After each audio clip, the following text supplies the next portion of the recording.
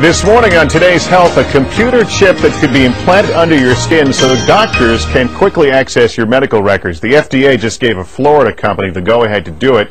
You might recall about 2 years ago, a family was implanted with the VeriChip right here on the Today Show.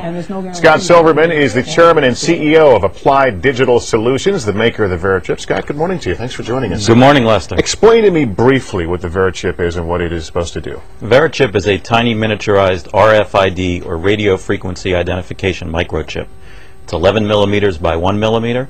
It's about the size of a grain of rice. Well, we've got one sitting there by a penny to give us a little perspective of the size. Very Correct. Tiny. You implant it under the skin how? It gets injected, just like getting a shot of penicillin or any medicine that you would get in a doctor's office.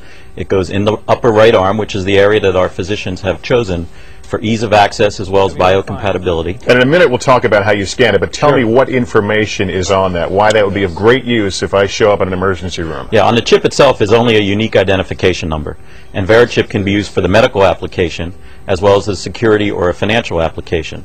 In the case of a medical application, on a database that ties to the chip, you can provide all your medical information, such as medical device information, medical records, and personal information.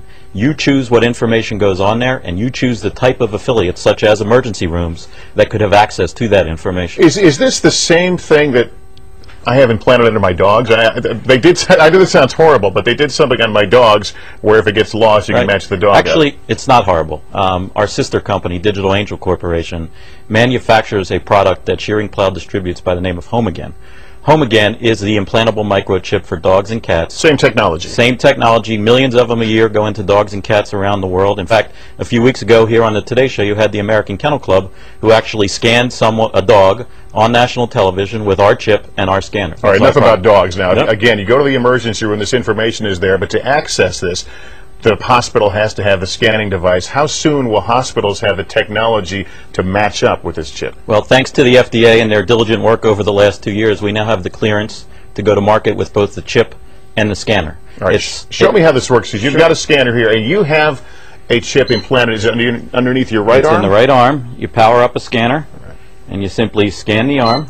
And once you scan the arm, you'll see that the identification information. And on the laptop here you have it hooked up to, it says some number, but that doesn't tell me anything about your health condition now. From that number, they access your health records. Right, that's correct. If you go into further detail on the database about Scott Silverman, it'll have my driver's license information, it'll have medical information, it'll have financial information, and it'll have security information for ingress and egress into facilities. All right, you hear the sound of the background, people saying, Big Brother, too much information, a little scary. How do you respond to that? Well, you know, it's interesting. I used to get that question a lot 2 years ago. Today, we've gotten it a lot less. In fact, the Attorney General of Mexico and some of his staff have received this chip for security purposes.